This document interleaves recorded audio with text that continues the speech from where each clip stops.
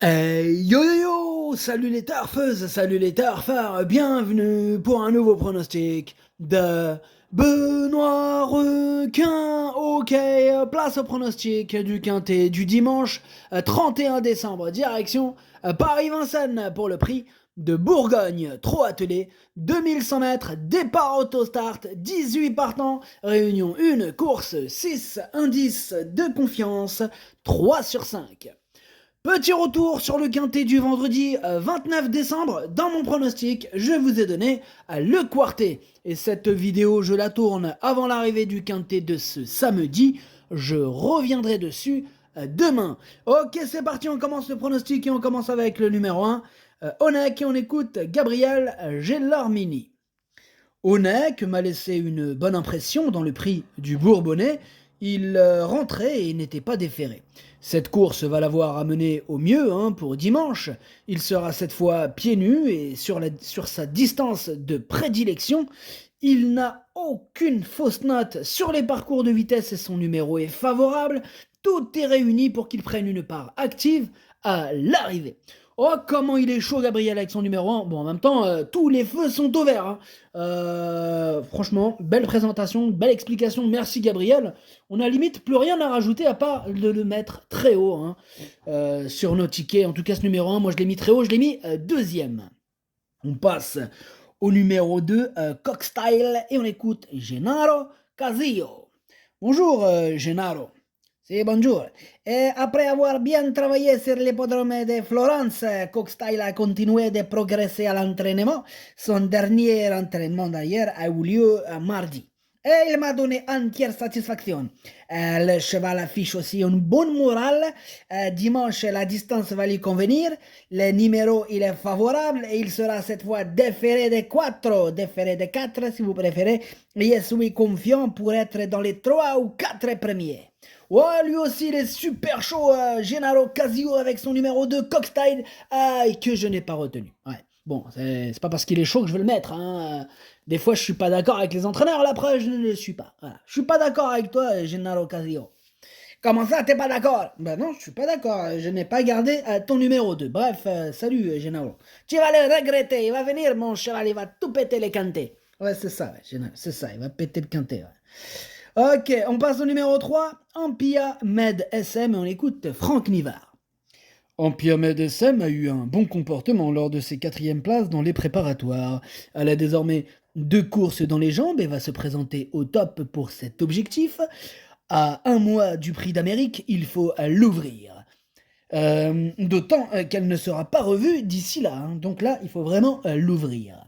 Elle a hérité d'un numéro favorable derrière l'autostart et doit logiquement disputer la victoire. Ok, merci Franck Nivard. Il faut l'ouvrir. Voici le mot-clé de ce numéro 3, Ampiamed SM. Eh ben, on va l'ouvrir, mon copain. En tout cas, c'est lui mon préféré, ce numéro 3, et je l'ai installé en tête. On enchaîne avec le numéro 4, Delia du Pomereux, et on écoute Sylvain Roger.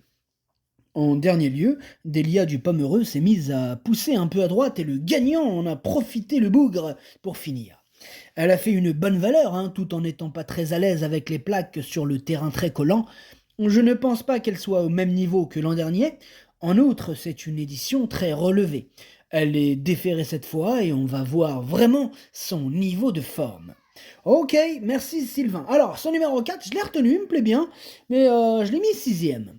On passe au numéro 5, Go On Boy, et on écoute Romain Derieux. Go On Boy a bénéficié d'un bon break au haras de Sassy après le Grand Prix des Nations. Je l'ai récupéré à l'entraînement depuis début décembre. On avait prévu de rentrer dans le Bourgogne. On a l'avantage d'être en première ligne. Il n'a pas toujours été verni au tirage au sort. Il sera ferré léger comme cette année et a très bien travaillé ainsi. J'ai hâte de le revoir à ce niveau et à Vincennes.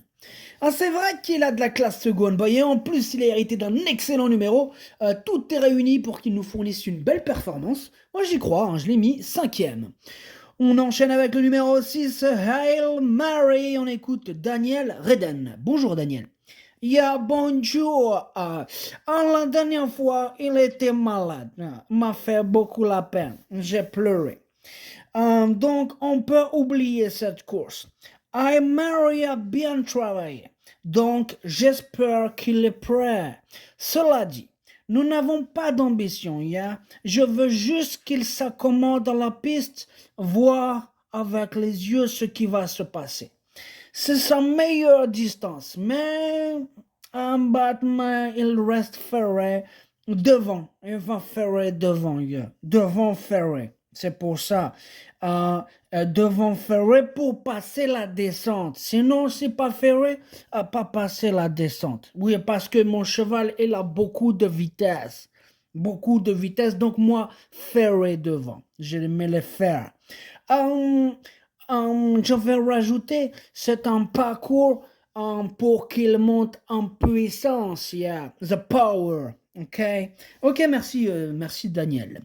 Alors, moi, ce numéro 6, du coup, je l'ai pas retenu, mais il est en plein milieu de ma petite liste des possibles troubles faits, attention tout de même.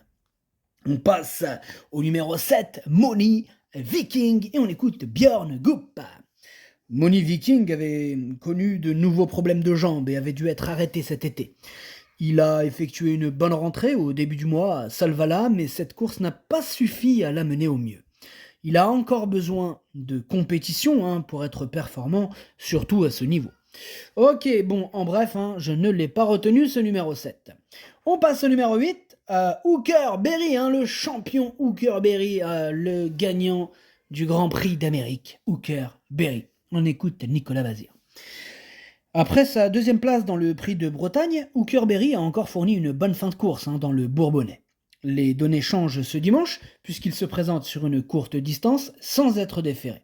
De plus, s'il a hérité d'un numéro à l'extérieur, nous allons défendre notre chance, mais dans ces conditions, il faudra que tout se passe bien pour qu'il s'immisce dans le quintet. Bon, ouais, d'accord Nicolas, mais bon, on parle quand même du champion d'Amérique, c'est un gros moteur, la classe, la grande classe, évidemment. Il a réussi à remporter le Grand Prix d'Amérique. C'est pas le prix de Bourgogne qui va lui faire peur. Mais c'est vrai qu'il n'est pas sur sa distance de prédilection. Voilà.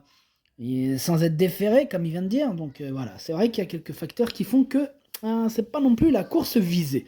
Voilà, tout ça pour vous dire que je l'ai pas retenu, mais c'est quand même un regret. Je m'en méfie quand même sur sa classe. Avec un bon parcours, quelques défaillances, bim bam boum. Au moins 4/5e. Donc, ce numéro 8, c'est mon deuxième cheval de complément en cas de non partant. On passe au numéro 9, c'est Flamme du Goutier. On écoute Théo du Val d'Estaing. En dernier lieu, ce n'était ni bien ni mal. Flamme du Goutier était un peu à court de conditions et était ferrée. Elle a couru comme prévu. Elle est montée un peu en condition et va être allégée dans sa ferrure. Bon, normalement, elle devrait bien figurer.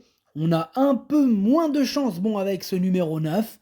Bon, on ne va pas trop démarrer. Peut-être en fin de combinaison, avec un peu de chance. Ouais, moi j'y crois, ce petit peu de chance pour Flamme du Goutier, étant donné que je l'ai gardé, mais en toute fin de combinaison. On passe au numéro 10, Hokkaido Giel, et on écoute Jean-Luc Dersoir. Hokkaido Giel avait été très bon dans le Prix de Bretagne pour prendre la 3e place à l'issue d'une superbe fin de course. Dernièrement, même s'il n'a pas bénéficié du meilleur parcours, il s'est bloqué dans une main et n'a pu accélérer. Il a visiblement été contrarié par un artifice. Depuis, il a très bien travaillé. Une fois de plus, sa place à l'arrivée dépendra du déroulement de course. Et oui, évidemment, Jean-Luc. Alors, moi, ce numéro 10, il me plaît beaucoup. Je l'ai mis assez haut, je l'ai mis 4e. On enchaîne avec le numéro 11, Beats, et on n'aura pas les commentaires de l'entraîneur, c'est Alessandro Goffiadoro, il est parti pêcher tout seul, amuse-toi bien tout seul. Alors ce numéro 11, du coup, lui, je ne l'ai pas retenu. On passe au numéro 12, Orsi Dream, et on écoute Pierre Belloche. Eh bien, Orsi Dream n'a pu prendre part au prix du Bourbonnais, mais depuis il a bien travaillé. Précédemment, il a été victime d'un fait de course. Il n'a pas couru 2 fois. Aussi, on est un peu dans le doute. Cela dit, au travail, il donne entière satisfaction au travail. Il peut juste manquer d'un peu de rythme, on est en seconde ligne, mais il va essayer de se qualifier, c'est son objectif ici. Et oui, entendez par là qu'il va essayer de se qualifier, ça veut dire que pour se qualifier, il faut qu'il termine aux 3 premières places, pour ceux qui n'étaient pas au courant. Voilà, donc s'il ne termine pas dans les 3 premières places aujourd'hui, il ne sera pas qualifié pour ce coup-ci. pour le Grand Prix d'Amérique, bien sûr. Donc il veut se qualifier, donc il a tout intérêt de tout donner pour terminer sur le podium. C'est d'ailleurs ce que j'ai fait. J'y crois, sa qualification aujourd'hui, enfin demain. Ça dépend à quelle heure vous regardez. Si vous regardez demain, bah, ça sera aujourd'hui, enfin c'est compris, bref. Je l'ai mis 3e. On passe au numéro 13, Anna Desmolles, et on écoute Alexandre Abrivard. Anna Desmolles a bien couru dans le Bourbonnais et est montée en pression depuis. Elle suit le programme établi. Son boulot de lundi était très satisfaisant. Mon père s'en est occupé jeudi matin. On est dans les temps et elle sera comme prévu, pieds nus ce dimanche. J'aime autant être au milieu du paquet en seconde ligne qu'en dehors en première ligne. Voyez, ouais. Elle ne me surprendrait pas en concluant dans le quintet. Bon, moi, me surprendra un petit peu, voilà, étant donné que je ne l'ai pas retenu, il a fallu faire un choix, on ne peut pas tous les mettre, mais il est quand même à l'arrière de ma petite liste des possibles troubles, faites attention. On passe au 14, Zarenfas, et on écoute Vitale Ciotolla. Bonjour Vitale. Si, ciao. Zarenfas, il a intégré mes box depuis environ 2 semaines. Il est aussitôt envoyé à la mer pour qu'il se prépare gentiment. Il avait été arrêté et a encore besoin de compétition pour retrouver son bon niveau. Dimanche, il est préférable de l'écarter. Eh bien, c'est ce que j'ai fait, Vitale. Ce numéro 14, je l'ai écarté. On passe au numéro 15, Charmant de Zach. Pareil, on n'aura pas les commentaires de l'entraîneur. C'est toujours Alessandro Gociadoro qui est toujours au même endroit, à la pêche. Amuse-toi bien. Ce numéro 15, lui aussi, je l'ai pas retenu. On enchaîne avec le numéro 6, Guderi-Pré. On écoute François Lagadec. Guderi-Pré a très bien couru dans le Bourbonnais pour prendre la 3e place. J'ai dû lui demander d'accélérer de bonne heure et il s'est montré accrocheur. Il avait annoncé un regain de forme et a confirmé en course. Les 2100 mètres ne vont pas le déranger, contrairement à son numéro 16. Cela dit, avec un bon wagon pour se faire ramener, il devrait confirmer et jouer les bons rôles. Ouais, il fait peur. C'est un avertissement ou une menace? Jouer les bons rôles, ça veut dire qu'il va être dans le quintet. Enfin bref, on peut pas tous les retenir. C'est lui mon gros regret. C'est lui mon cheval de complément en cas de non partant. Attention, attention, possible cassage en vue. On passe au numéro 17, c'est Hussard du Landrais. Et on écoute Benoît Robin. Après son brillant succès dans le Prix de Bretagne, Hussard du Landrais n'a pas bénéficié d'un très bon déroulement de course en dernier lieu. Il a été envoyé au large au moment où il se lançait, mais il a laissé une bonne impression à Johan Le Bourgeois. Il est resté au mieux et sera plaqué, mais avec un tel numéro, il va devoir subir la course. Il n'est pas hors d'affaire pour autant. Ouais, moi ce numéro 17, je l'ai pas retenu, mais attention, c'est lui le chef et le capitaine de ma petite liste des possibles casseurs de tickets repérés, attention. Et on termine avec le numéro 18, Émeraude de Baie, et on écoute Benjamin Gotz. J'ai été un peu déçu en dernier lieu, mais Émeraude de Baie avait sûrement encore besoin de cette course, et peut-être qu'elle avait travaillé un peu trop fort après sa victoire de Mokanchi.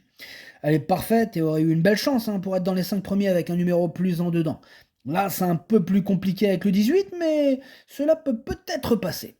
Eh ouais, peut-être, en tout cas moi j'y crois, je l'ai gardé en fin de combinaison, mais je l'ai gardé. Le pronostic, ça donne 3, As, 12, 10, 5, 4, 18, 9. Merci d'avoir suivi cette vidéo. N'hésitez pas à mettre un pouce bleu si la vidéo vous a plu. Pour accéder à tous mes tickets pour la course du Quintet, rendez-vous directement en description de la vidéo. À jouer avec modération. Bonne chance. Chopez-le moi. Ciao.